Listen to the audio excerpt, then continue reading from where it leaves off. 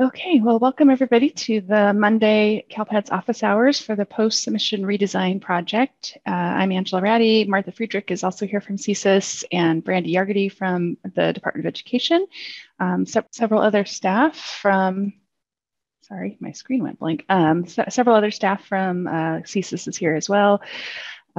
If you were here on Friday, I'm not going to have any extra, or not much anyway, any more information than I provided on Friday afternoon. And that video is published, and I'm going to share that with you right now. I believe Marshall said that was posted up on the CSIS YouTube channel.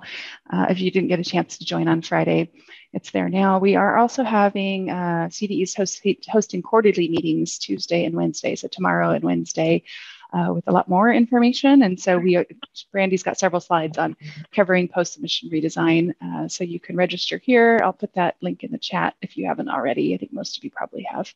Okay, with that, I'm going to start taking some questions here. If you haven't been here before, please type your questions in the chat, number them Q1, Q2, etc. We try to get through all the Q1s at minimum. All right, Denise, Q1.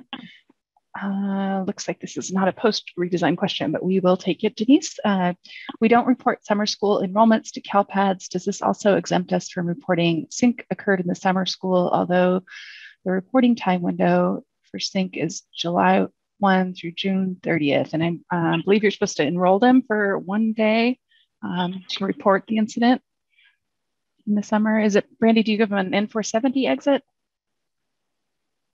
If they weren't enrolled, yes, you could give them an N470 exit, that's fine. Diane, we pick them up? Will we pick them up when next end of year comes around? Because they're not a active enrollment necessarily. I know we want to report your discipline from summer school, right? That is true. Yeah, there's an FAQ on it somewhere. Alex probably knows where it is. I'm going to put it on the chat, or do you want me to? You can put it in the chat. Okay.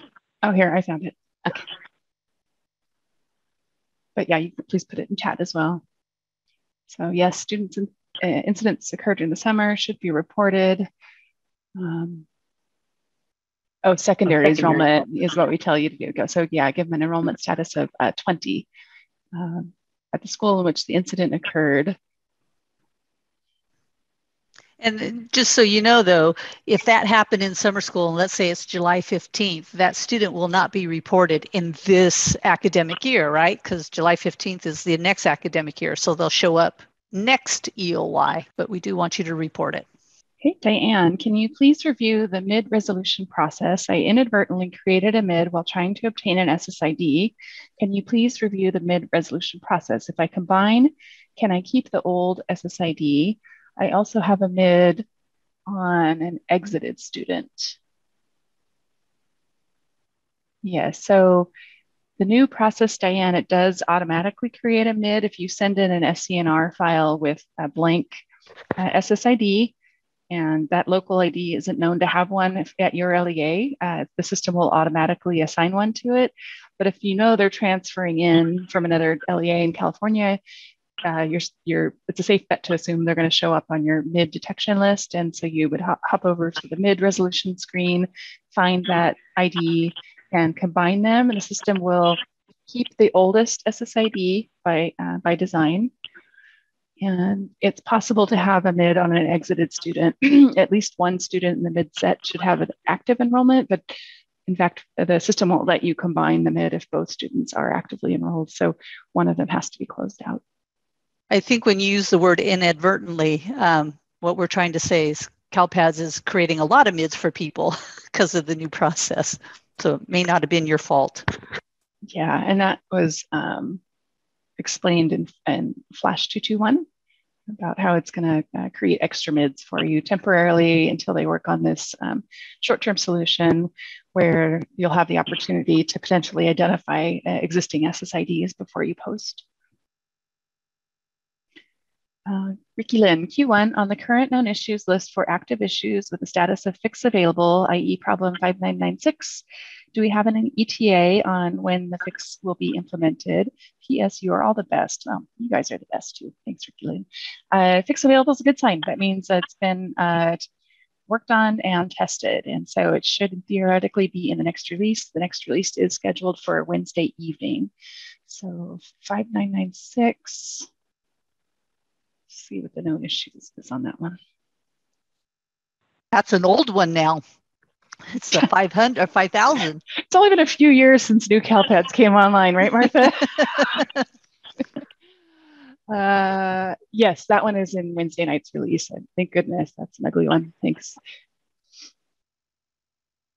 Okay, Javier Q1. If a student is primarily enrolled in an NPS and is taking 1 or 2 classes in regular high school, should the high school report him as a 50 non-ADA, 20 secondary, or not report him at all? They're primarily enrolled at the NPS. He's talking about the regular high school. So should the regular high school get a secondary? And I would say yes. Yes, the high school reports him as secondary in the courses if you want to. That's because they're usually asking the opposite of that question. Right. Yeah, my brain is wired for the other side of that. Carol, Q1, status on CalPADS sync with TOMS. Brandy, do you have an update on that? Yeah.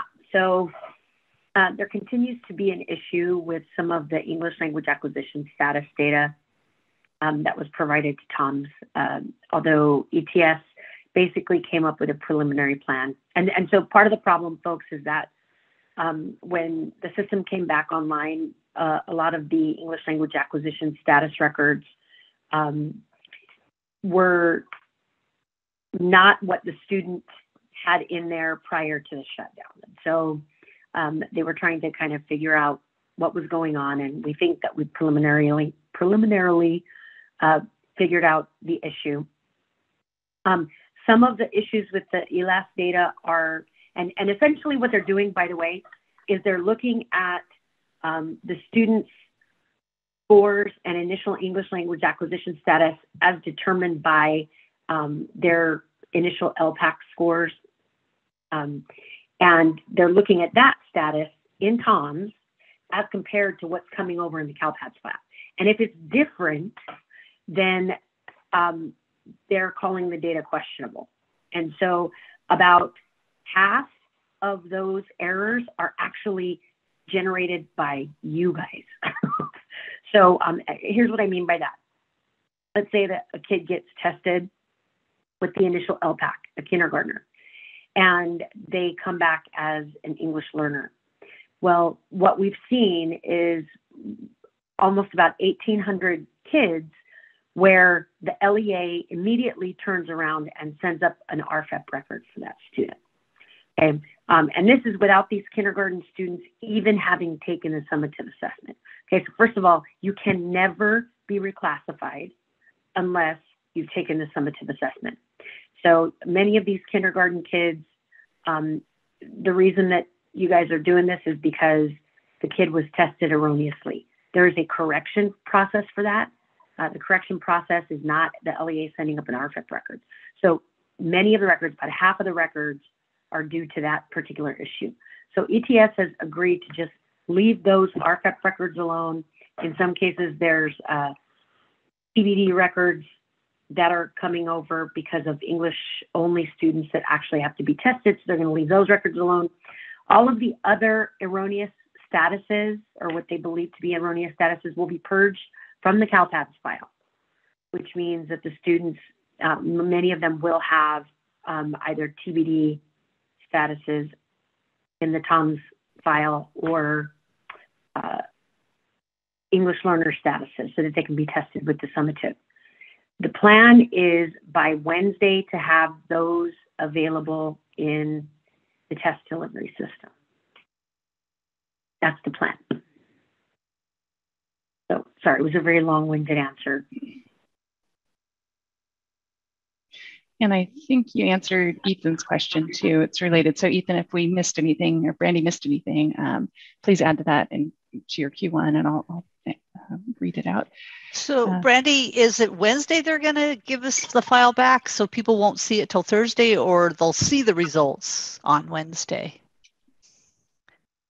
is the Tom's file going over Tuesday night so that they'll see the kids on Wednesday, or it's Wednesday when the file's going to go over so that LEAs can see the kids?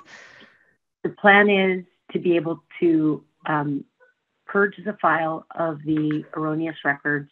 When I say purge the file that we're sending over there. So we're sending over a file tonight. Tomorrow the plan is to purge the erroneous records, and those kids should be ready to test on Wednesday. Okay, thank you for that clarification. No problem. For the non-erroneous kids will be ready to test.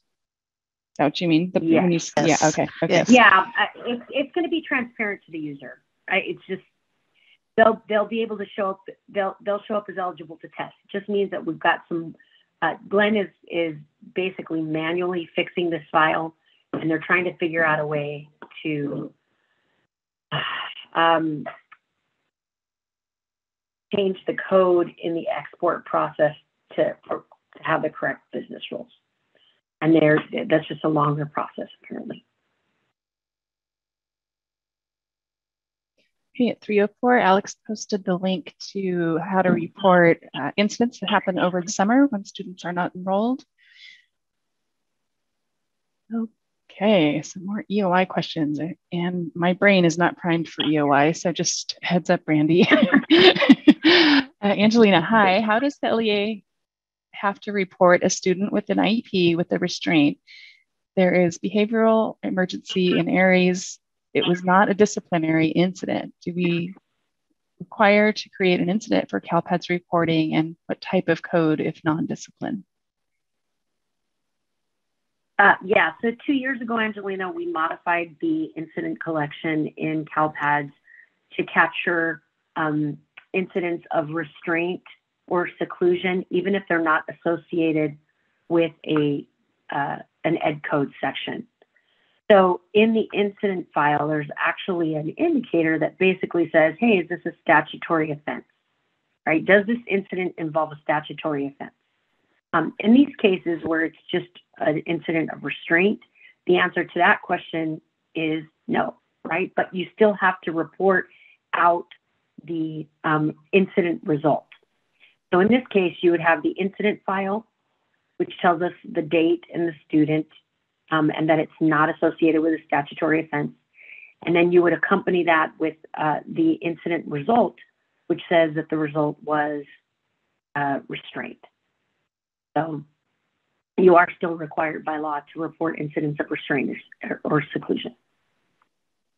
And by the way, folks, we'll be talking about it at the quarterly meeting tomorrow, but we will be offering a incident-related training on May 5th from 2 to 3.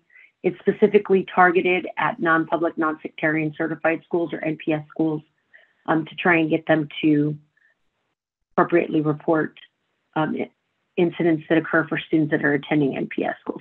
And we'll have more information about that tomorrow.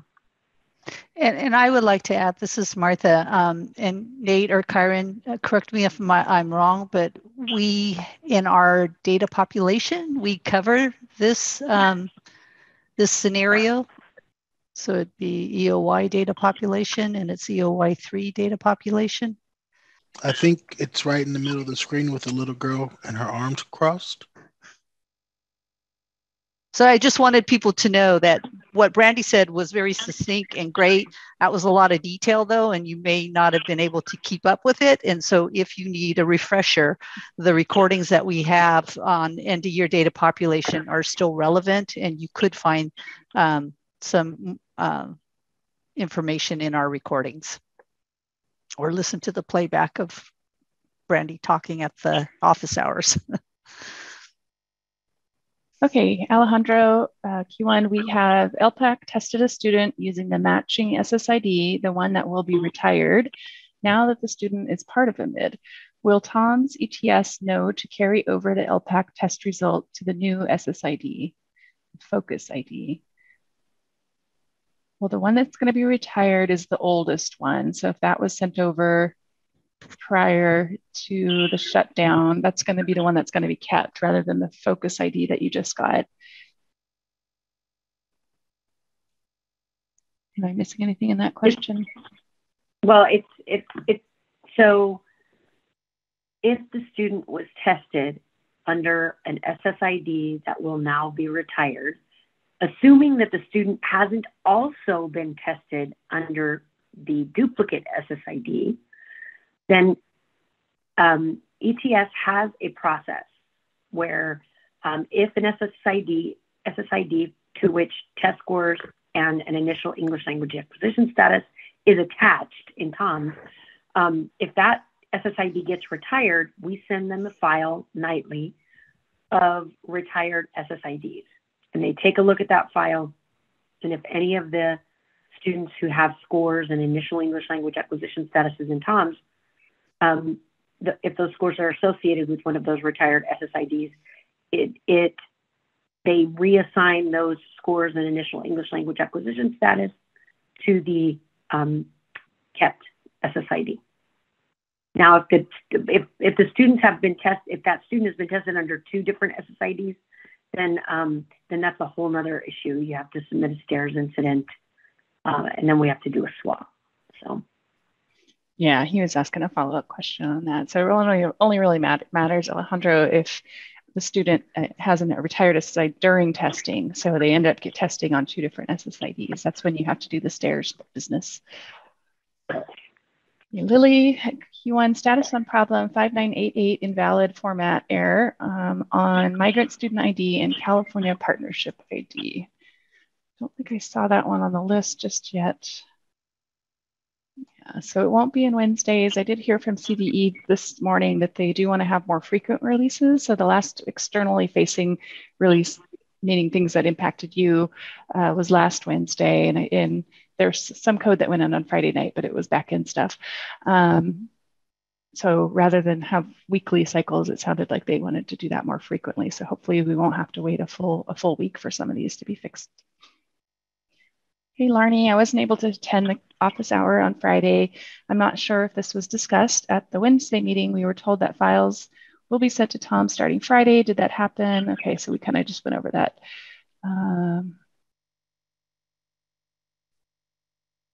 Yeah, so they're calling today. Brandy, I'm hearing that a lot. This is a popular week for testing, it sounds like. So folks are getting really anxious. Very. Yeah. And that's one of the reasons that ETS made the decision to just go ahead and purge some of the data from the file that they know are erroneous coming from CALPADS. So get what they can in there at least so kids can start testing. Yeah, exactly. Shayna, if SSIDs are merged through the mid process, will test scores for ELPAC and staging also be merged? So I think we answered that too. So not a big deal for mids as long as the student didn't test on both other IDs. It'll happen on the back end, but if they tested on both SSIDs, you'll have to do the STARS process. Rebecca, is there a workaround for the job stuck in staging? Unfortunately, not really. I've been seeing, and then some of you have been stuck since the launch week back on the 21st of April, I want to say. That's when we started seeing the stuck jobs. And Rebecca, you're at Long Beach, you're a very large district. You might try breaking them up into smaller files. I think that's what Elk Grove ended up having to do. In theory, there shouldn't be a capacity limit, but it's not quite what we're seeing in reality. So if you want to abandon that job and just break it up into smaller bits, I think Elk Grove did 10,000 at a time. And again, this is a temporary thing. That's not the intended behavior of the system. Chris, why am I unable to add homeless record for a student without CALPADS insisting the dwelling type code is invalid? I believe that's a bug.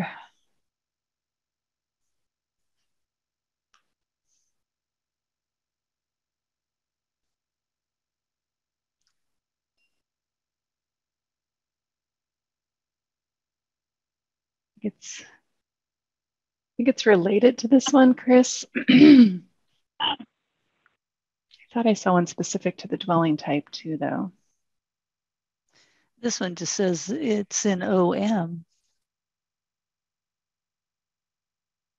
Yeah, I'd like to look at that a little closer, Chris. If you could put in a ticket and ask for Angela, and I will. Isn't that when you are missing a value, isn't that a GER1? So are we getting a GER1 and SPRGs? We are getting all the GERs on all the files.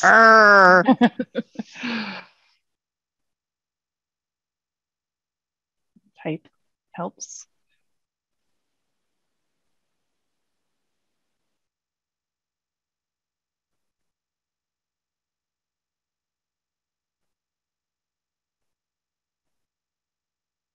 Maybe we haven't logged it.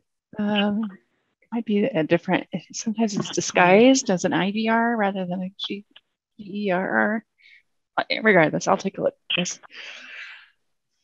Okay, Tatiana, how do I revise an ELAS record in which a parent stated via a letter that they made a mistake in their home language survey completed 2 years ago? So depending on what you're going from to, you can use a correction reason code. Valid code combos, and it's the tab called Current ELAS, Submitted ELAS Correction Code. And so how you find it, first thing I would do is get rid of the last year effective. Well, actually, she said 2 years ago. So if she's putting in an effective date prior to it being retired, is that okay, Brandy?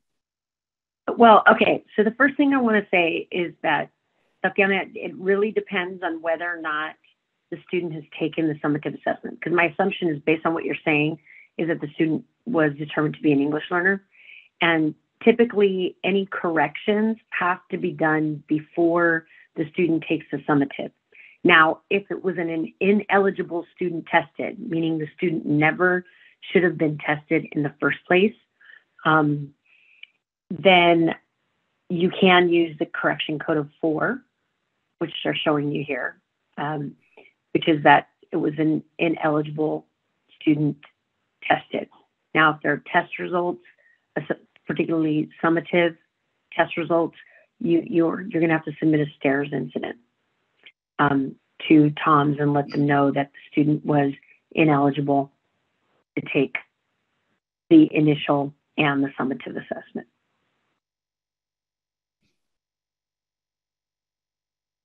And like I said, I'm making a lot of assumptions based on what you said, but I'm assuming that's what you want to do, or that's what the parent wants to do.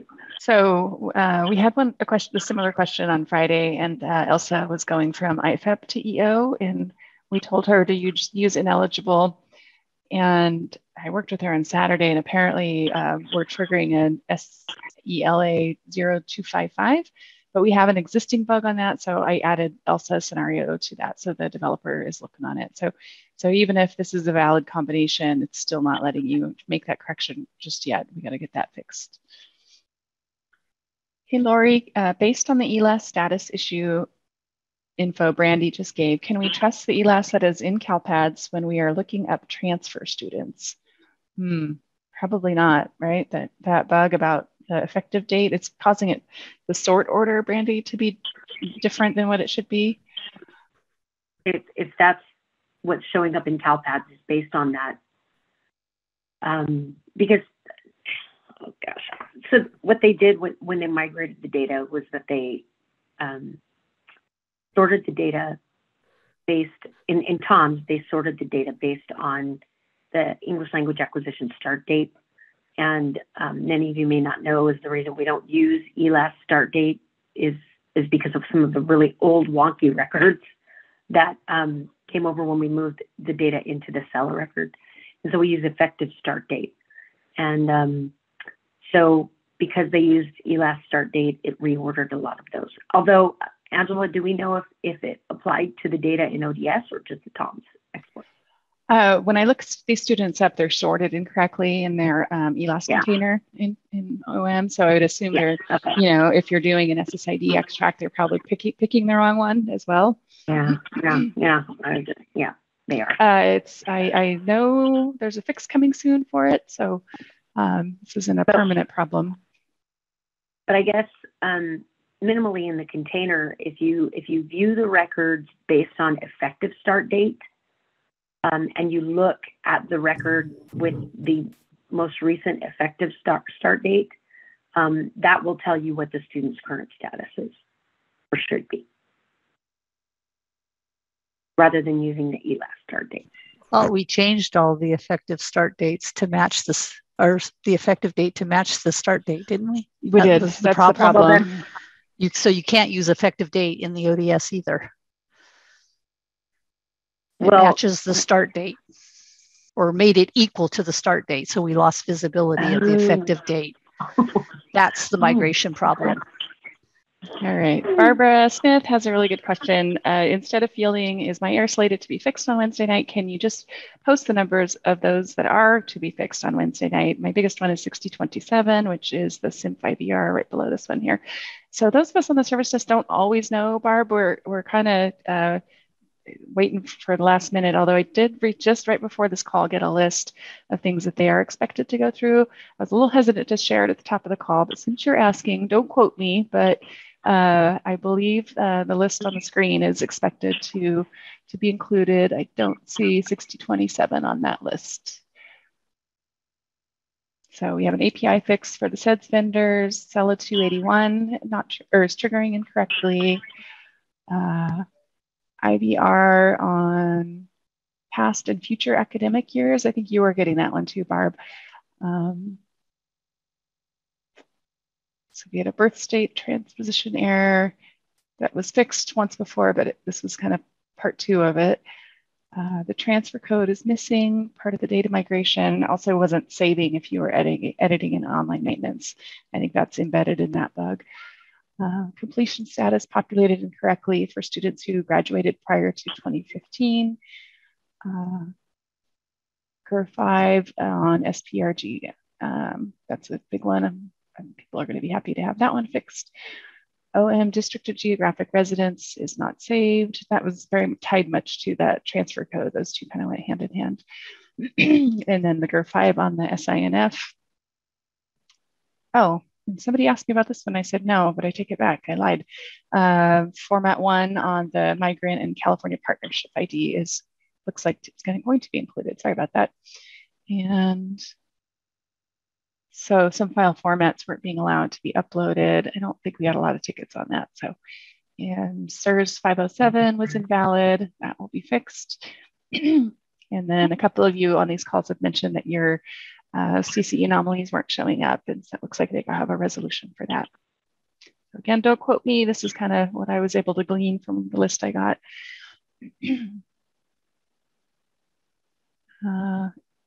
Elitonia, sorry if this is already answered. I submit a SPRG or SELA file and get a couple of errors. I fix those errors and resubmit the file and get hundreds of errors. The error message is GER5. Is this normal? Well, I would say wait till after the Wednesday night, because that GER5 on the SPRG at least is going to be fixed. Does that have to do with the different error types that stop the file, and then when you run it again, you see others? Yeah, it does. Yeah, the ownership one?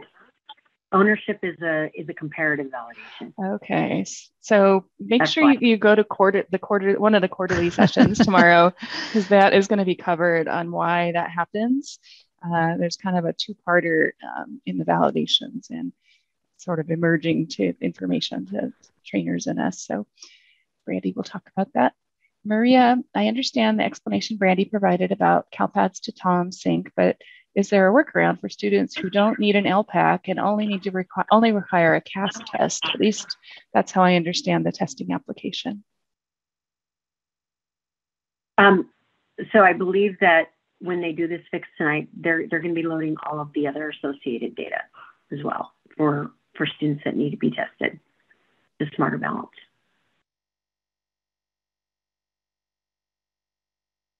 The bottom line is they're trying to get all of those records ready to go by Wednesday.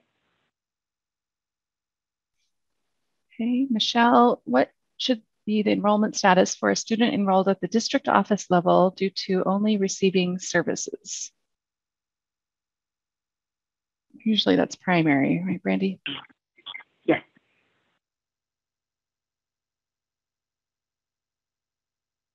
Okay, so Rebecca, I think I preemptively answered this question, but I'll talk about it again. Is there a file size limit? For a district of our size, there was a lot of inter-district movement, so our SENR file is pretty big and getting stuck in staging, but breaking it up by school seems to be working. We have over 80 different schools, so yeah, that's not the intended behavior. You should be able to submit all your schools. They're identifying some issues with that, and so we are seeing some of the larger districts getting stuck, but breaking it up into smaller files seems to be working. Although I have some smaller districts too getting stuck, so I can't say it's universally a large district problem. But it's still active on the known issues. It's not something they've given up on, Rebecca. They're still planning on fixing it.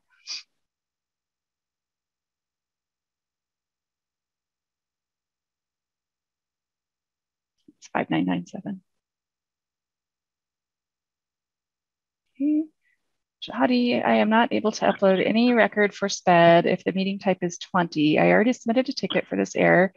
Do you have an estimate on when this issue will be fixed? SPED 546, initial record cannot match annual record on meeting dates, meeting or education plan amendment dates. Thank you.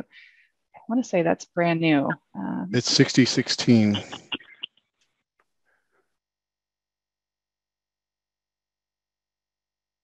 Brand new, but fairly new.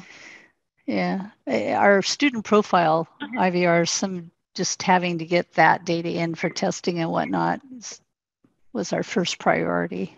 And we'll be getting to these other ones. So definitely not this week.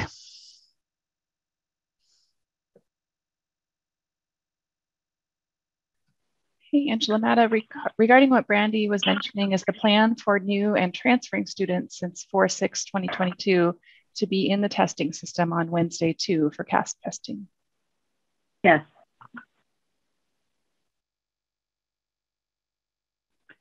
Okay, so Ethan had a follow-up. Oh, go ahead. They're talking about putting out a communication. I think Paul is talking to them to see if they'll just let folks know what's going on. If they send it out, we will forward it to you.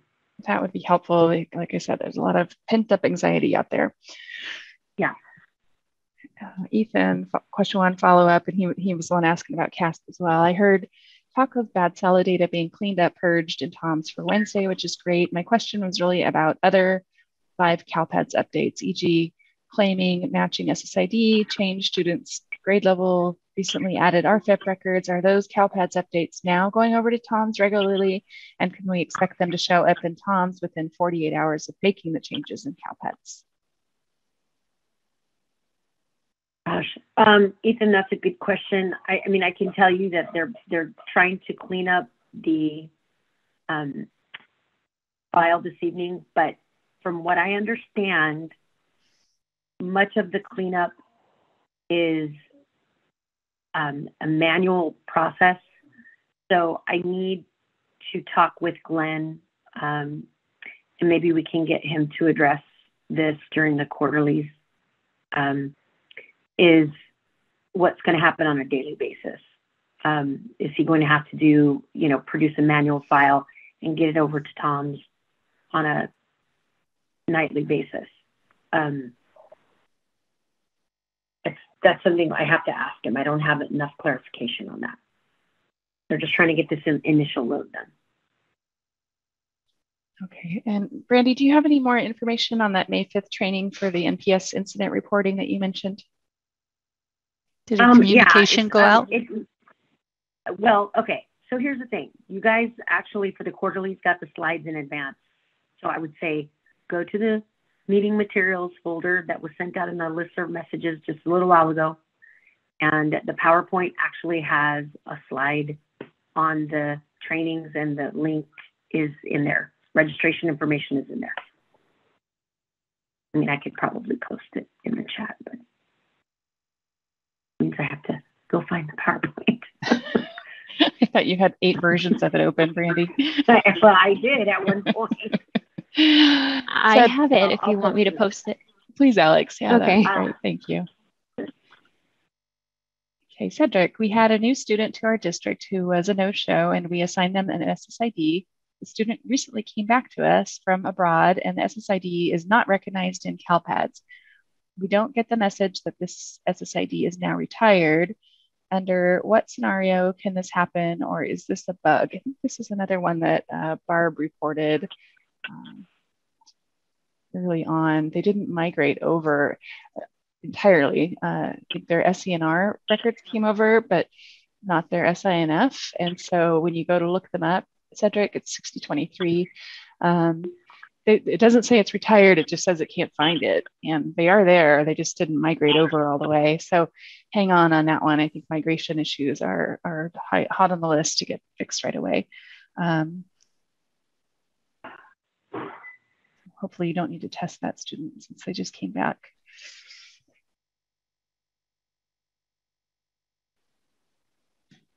Hey, Catherine, I have a student that started in our district on April 19th, 2022. They are showing up in CALPADS, but not yet in CAASP. Should the student update in the upcoming data update this week? Popular question. Yes, we're hoping, yes. Okay, Nathan at 320 posted some examples of reporting incidents and restraints or seclusions. Mary Masters, Brandy laughs, I sigh, Mary cries.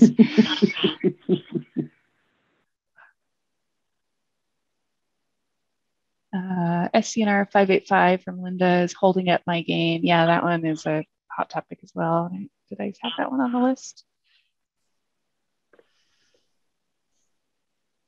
I don't remember seeing that one. Yeah, unfortunately, that's not on Wednesdays. Sorry about that.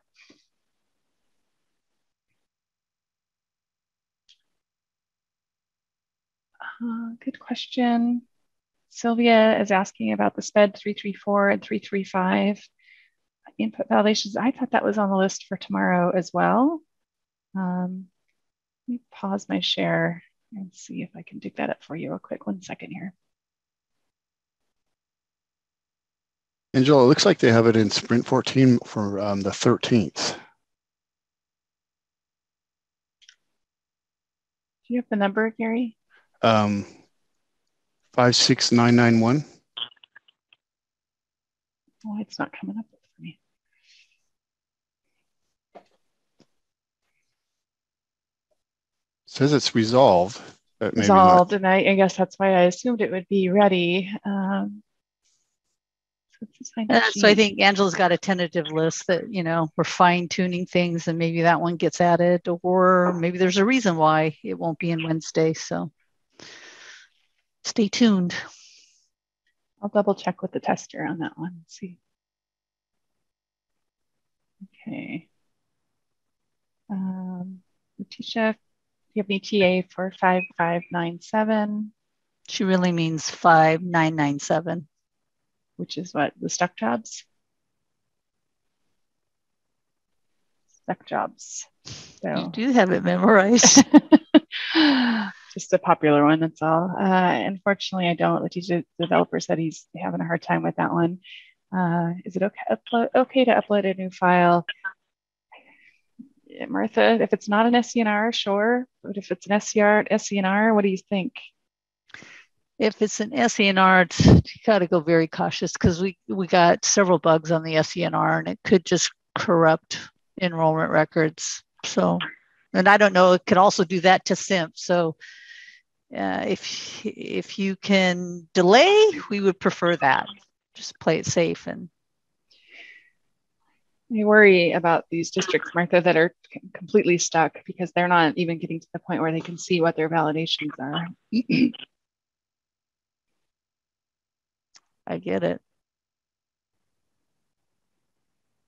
Hey, Yadira, is the following error related to 5969? I loaded my CRSC file and got 150 errors with GER2 value not found in reference set. Honest with you, I haven't paid any attention to course errors. Let's see, CRSC GER2. Well, I want the students to get in there correctly. CRSC GER2 is triggering on valid. That sounds similar, and I think I want to say I heard somebody talking about that it was both file types, the course completion and course enrollment. So you should get a twofer out of that fix.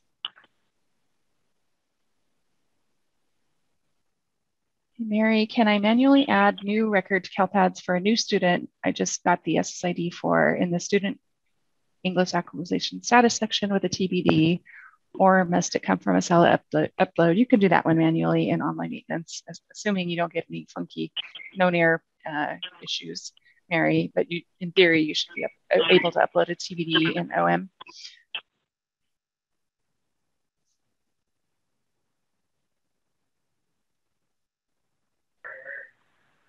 Okay. Sylvia is saying 6016 is affecting students for TOMS for CAASP testing.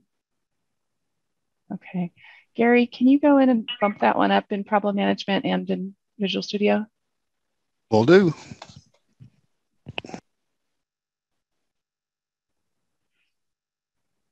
Hey, Barbara, since my main problem is not in this Wednesday patch, when will the next one be? Well, at the latest would be next Wednesday, Barbara, but like I said, I think CDE is anticipating trying to get more patches in frequently. Okay, at 3:39, Alex posted the quarterly PowerPoint for tomorrow and Wednesday. Thanks, Alex. Okay, and Larnie, I think you are, that's a very common comment that we're hearing. She's saying that would be so helpful, Brandy, the communication. I don't know how many more emails I can send for the school sites for their understanding and the inconvenience of the delay in testing their new students, CAASP and ELPAC. The CDE communication would be a good and helpful backup so that we are communicating from this in these meetings. Yes, thank you for everyone's hard work. I agree, Larnie, that everyone's getting pulled. And just so you know, the reason they have not been sending out like communications every day is because apparently the testing coordinators were getting irritated, saying, you keep sending us messages saying nothing's changed. So until something changes, don't send out another message. That's one of the reasons that they haven't done that. Yeah, and Rebecca says she agrees with Larnie. There's many that are concerned about the 95% participation rate rule for accountability. And I believe I have these. Hey, Jan has a Q1. If the ELAS code being returned and the SSID extract may be wrong, do they have to check it manually each time? I don't know. I need to find that out. You know, the ELAS could be incorrect for the students that had a ELAS in the system before 2015. Anything since 2015, the start date and the effective date were equal to each other. It was just the historical SELA record that potentially had a different effective date than the start date. So if they're just your kindergarten kids, you would think you would be safe, right? Because yes, I would agree. That's a really good point, Martha. And it was back when the validations were really light, Jan, and so we allowed all that squirrely data to come in as students were moving from district to district. So District A, they were English learner. District B, they were EO. District 3, they were IFEP, and so they were all out of sequence. So it's that historical data that's got the bad data. If that helps. Because to sort through, is this kid or is this not, is a lot of work too. So we get that. We are advocating to get the ones that impact you guys day to day and to get testing done at the top, which includes those SPED students, getting those records in so they can get accommodations. Okay, Jan is clarifying that they tell their districts, Jan's from Aeries for folks on the line, they tell their districts to do a SELA reconciliation process often. So it may include the older records. Mary, Q2, regarding the CCI dashboard and how it determines a student is prepared. I know they have the measures. I'm wondering if there is a way that an LEA can submit that a student is prepared. We have the evidence, but it is not entered into our SIS and not uploaded to CALPADS, i.e. independent study coursework. So Mary, just remember that there are lots of different ways that students meet the prepared criteria. And so there's a chart, Brandy, in the technical guide. Yeah, there is. But I guess my point is the only way you're going to be able to reflect that, or they're going to be able to assess that in the dashboard, is if it aligns to the way the data are reported in CalPADS. So just saying, hey, this kid is prepared. You would have, so I would need to know exactly what you're talking about. I see independent study coursework, but coursework actually is not the only actual courses that count towards CCI are college credit courses. The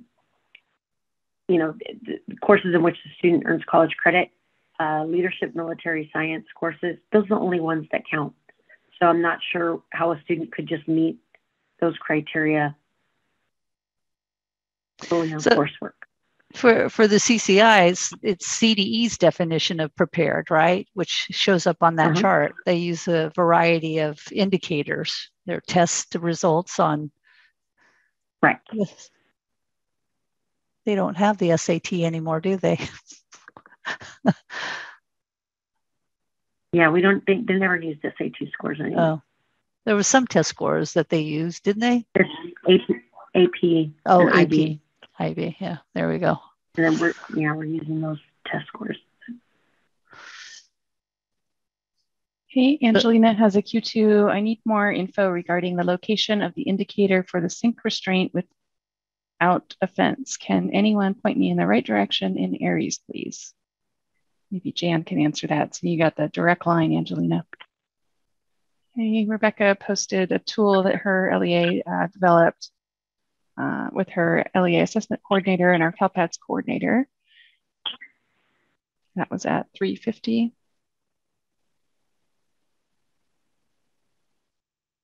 So Mary's clarifying your response, Brandy, to the CCI.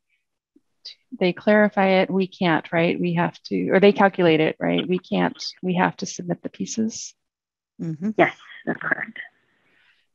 Okay, Gary, thank you, has posted at 3:51 the dashboard technical guide. And that's really worth visiting. And there's a really nice chart in there because there's a lot of factors when you're prepared and not prepared. And very helpful. If you just type in the dashboard when you search on their site. I have it bookmarked somewhere, but I didn't want to spend time on that. Take the first one. Yep. And now that box there with the tabs, the data files and guides, data guide, data files. That's what I had sent, but Rebecca has posted it as well. And Jan did respond to Angelina. Our class for SELPA, due to a variety of issues with SEDS and CalPADS, we have not been able to submit data to CalPADS in almost a month. Some of my districts have over 500 transactions waiting to be submitted, with more coming in constantly, and we don't have large districts. I can't imagine what the big districts have waiting, with EOI supposedly starting on the 9th and some of our schools ending the last week of May.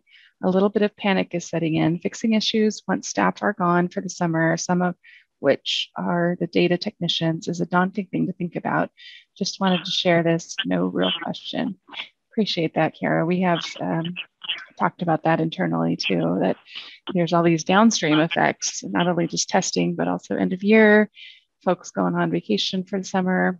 We will be continuing to talk about that, determining what makes sense for you guys going forward.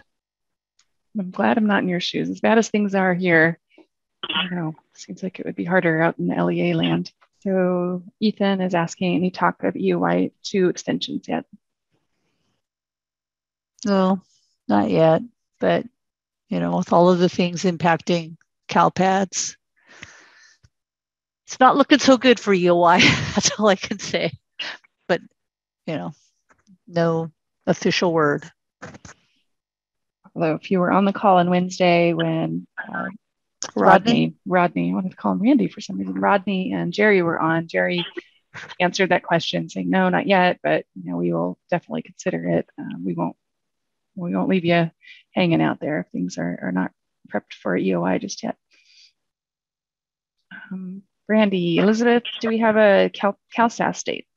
Yeah, we're going to talk about it in quarterlies. But just so you know, the monitoring is going to open August 1st. It's going to be August 1st to November 1st. But you'll hear about that in the quarterly. If that's the only reason you were coming, Elizabeth, you don't have to come tomorrow. But yeah, so that's the date. So hopefully everybody's got that on their calendar for tomorrow or Wednesday. Brandy has said several times that you don't have to belong to a particular region to attend, that you can move around based on your preferred schedule.